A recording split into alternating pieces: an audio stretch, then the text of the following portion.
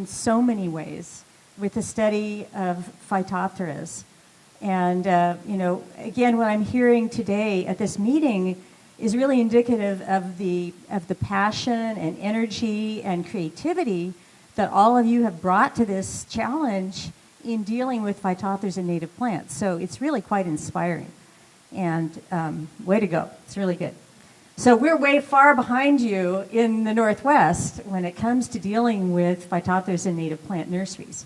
We're just beginning to look. Anyway, I'm going to give a very different kind of talk than Tyler. I really love his fire in the belly attitude. You're so lucky to have him here, and we're all learning so much from Tyler's work. My talk is going to be more practical, and it may be even too basic for this sophisticated audience. So if I find that the topic has been dealt with already, I'm going to move on quickly. So the way a lot of us got here is because of sudden oak death, and you know this strong connection between the nursery industry and the wildlands. And when I first became involved, I thought, okay, what can I do about this problem? And I realized that I could probably make the biggest impact by dealing with nurseries to prevent the spread of this pathogen into the forests. Let's see. Susan already gave you excellent background about other Phytophthora species that have been moved from nurseries to forests and other wildlands, and you're well aware of that problem. So I mentioned that we just started looking in the Northwest.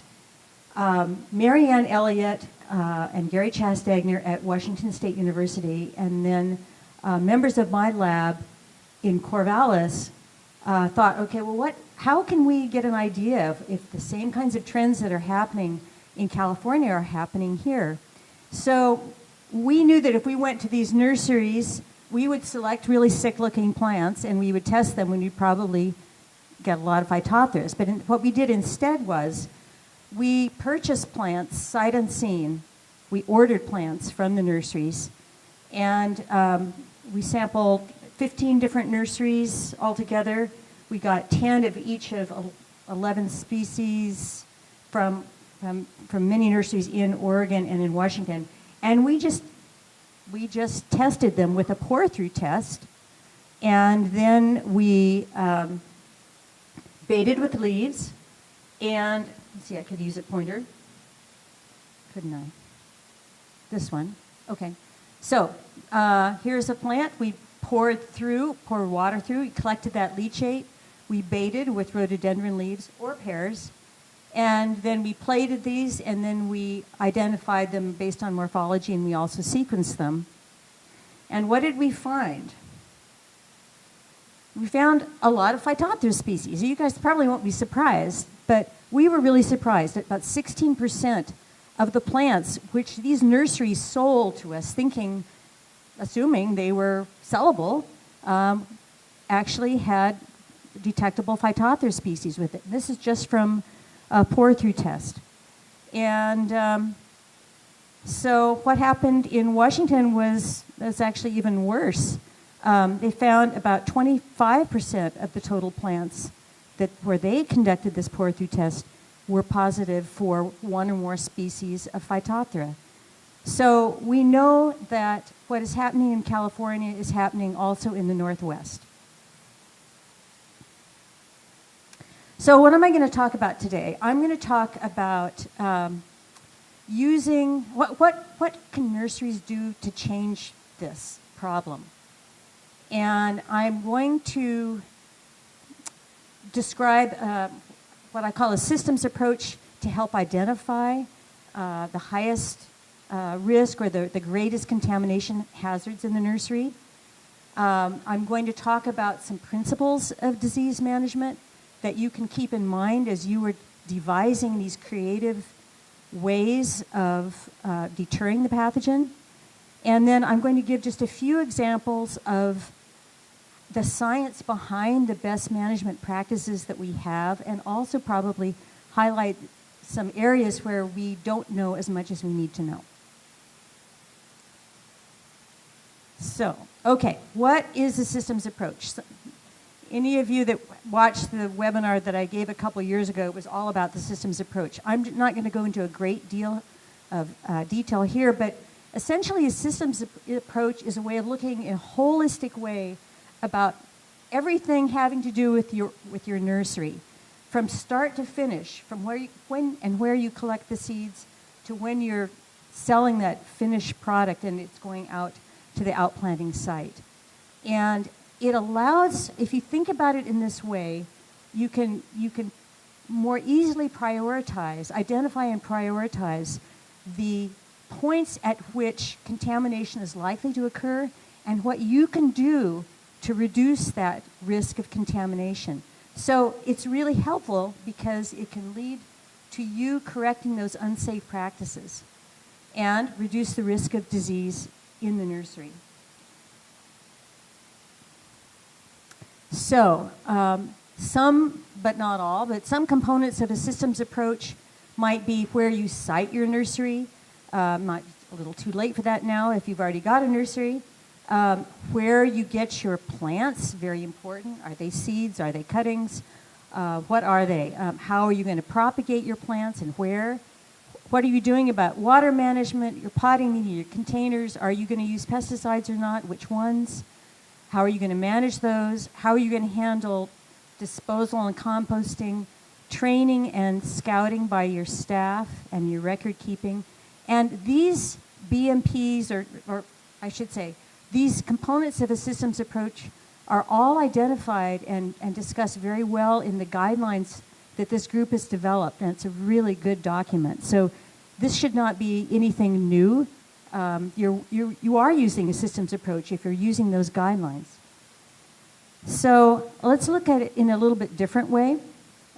Here is think of it as a flow chart, and where you start with your propagative material, either from seeds or cuttings. And let me just say right now, if you can start with seeds, you're going to really reduce the likelihood of Phytophthora contamination. So that's all I'm going to say about it. There are very few examples of seed-borne Phytophthoras.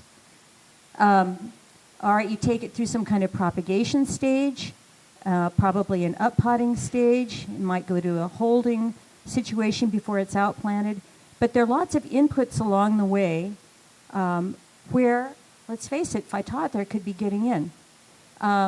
If you get any plants from other nurseries or any materials, anything at all from other nurseries, then you also have to examine that as a potential source of contamination that you're going to need to deal with. And then how are you dealing with your cull plants, whether they're healthy? Maybe they go into a compost. Really, truly, truly compost, not just a debris pile. Otherwise, you should not use it. And then what are you doing with anything that looks sick? You've got to dispose of it. So this is just a kind of visual diagram of how I hope you're thinking about your nursery, so that you can pinpoint all of these separate points, potential points of contamination. And it's helpful to think of it this way. A chain is only as strong as its weakest link. You might be perfectly clean in every aspect of everything you're doing, but by golly, if you bring in some contaminated plants from another nursery, suddenly your nursery is now contaminated. If you are not disinfesting your pots, you've contaminated your whole nursery. So you really have to think about each and every potential source of contamination. Okay, a few principles of disease management. Every plant pathologist loves the disease triangle. And it's a really useful concept when you're thinking about managing your nursery to prevent disease. And that's because you only get disease when you have this perfect storm of three things happening. When you have a susceptible host, when you have a virulent pathogen, that just means one that's able to cause disease, and you have an environment that is really conducive. So if you only have two of those things, you're not going to get disease. So if you have a a resistant host, not a problem. If you have, if you don't have a conducive environment, you might have a pathogen that's not able to cause infection. And so this can be a guide also for how you manage, because you can take steps to make a less conducive environment. You can take steps to prevent there being a virulent pathogen present, and you can, through your choice of planting material or plants you're dealing with, you can also affect this part of the triangle.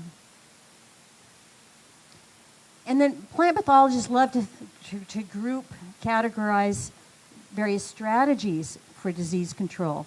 And so these are often called exclusion, avoidance, eradication, protection, and resistance. And so there are a number of different ways that you can then manage. And we'll talk about applying some of these. If there's a single motto that you take home with you today, let it be this one: start clean and stay clean. It's absolutely essential if you're going to be growing healthy plants. Okay, now I'm going to talk about the science behind some of the BMPs. I can't talk about all of the BMPs, and I certainly can't talk about all the science, but I've just selected a few different topics to give as examples. So I want to talk about placement of containers and why we urge that containers not be set on the ground. I'm going to talk about steaming and solarization, the use of disinfectants, water management and treatment, and a little about pesticides. Okay, placement of containers. So on the left, these containers are placed directly on the ground, which is a kind of a muddy mixture in some gravel. And there's a lot of disease here from where these plants have been splashed with contaminated soil, and also where their root systems have been in direct contact with the underlying soil. Much better to get them up on the bench, and you all know this. Do we really know the exact distance that is safe? I don't know of any good data on that topic. More is better. This is a nice working distance to have them at this high. Do we really know how far the inoculum is splashed for each of the species? I don't know that data. So there's a place where the science is actually missing. But we try to err on the conservative side and say get them well up off the ground.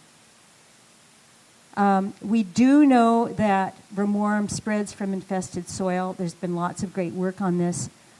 We know that it's that Phytophthora species tend to be concentrated in nurseries in the surface layers of that soil, especially associated with the organic debris. We know that the inoculum of Phytophthora species can last in soil for a long time, even in the absence of any host roots. So up to almost 3 years. This was with Phytophthora vermorum, but in a variety of soils, including potting soils and forest soils. We know that when that soil or other substrate is wet, saturated, the pathogen can spread with the surface water, likely zoospores that are moving with that surface water, and can infest roots of container plants and also be splashed into containers. Kurt Huntjen in Belgium has done some really nice work there. And then some work done by Ebba Peterson, a postdoc in my lab at working at the Norsdek facility, has shown that there's some really interesting epidemiological ramifications of how far down that inoculum is buried in soil. And if it's buried very deep in soil, so about 6 inches, and then you bring it back up, we know that it has the capacity to sporulate more than if it were near the surface. But it doesn't actually contribute that much to the epidemic because the zoospores don't make it up that far through the soil. So just a few pictures about how this work was done. So this is, this is a soil auger that's actually taking a core down through some nursery soils in Washington. And almost all of the Phytophthora is present in this top organic layer. the few propagules in this next one down. This is important to know because if you want to disinfest the soil, you don't necessarily have to go down 40 or 50 centimeters. This is in a nursery situation where you have containers sitting on top of the ground. It would be different in an outplanting site. I think I'll skip over the data. This is Ebba's research at Norristock, where she actually put in lots and lots of these soil cores where inoculum was placed 5 centimeters down or 15 centimeters down, and then she put a rhododendron leaf bait at the top of each one of these little columns and saturated the soil and determined over a period of a year what happened both with the survival of this inoculum and the sporulation. And what she again found was that greater sporulation from the deeper material, but it's not contributing very much to epidemics. So it's really, really important to manage inoculum near the surface. So in a way, that's good news. It's easier to manage when it's near the surface. Okay, we've touched on some soil disinfestation methods today. I had the incredible opportunity when I was a graduate student to be mentored by Kenneth Baker, a professor from UC Berkeley who retired to Corvallis. And he had no children of his own, and he had no graduate students at that time, but he sort of took me under his wing, and I learned so much from him. But he published, way back in the 50s, this book on how to produce healthy container-grown plants using the UC system, and it's using aerated steam to disinfest. I mean, this is not new. He also published 2 other books, including this one in 1974 about biological control. But this illustration is really important. Heat is your best friend if you are trying to get rid of Phytophthora. Moist heat. This is aerated steam. And so here's Fahrenheit, here's centigrade, but you can see that Pythium and Phytophthora are among the most heat-sensitive plant pathogens out there. Here are other, most plant pathogenic fungi, bacteria, and viruses. The saprophytic, that is, microorganisms that do not attack living plants, have a much greater tolerance for heat. You might think of the organisms that have adapted to life in a compost pile, for example. They have to be able to withstand heat. But if you're a plant pathogen, you really don't. So you can use this to advantage. You can use heat in any number of ways. Hot water dip, steam, soil solarization. It's got to be wet, though. We'll talk about that. There was a question about, is it good to have sterile soil or is pasteurized okay? And I added this just during that question period, so I couldn't resist pulling this one in from a different presentation. But let's say, imagine that this is a flat that is seeded completely with little seedlings. Okay, it's like a lawn. And here in this top row, this top row would be soil that was essentially sterilized. So 100 degrees C would be, boiling. So if you inoculate with a pathogen, here it's just damping rhizoctonia. If you inoculate in this corner, it's just going to move like crazy through that sterile media. There's sort of a biological vacuum. If that soil in this flat had been treated at 71 degrees, you would have less. If, on the other hand, that soil had been treated at 60 degrees C for 30 minutes, much less.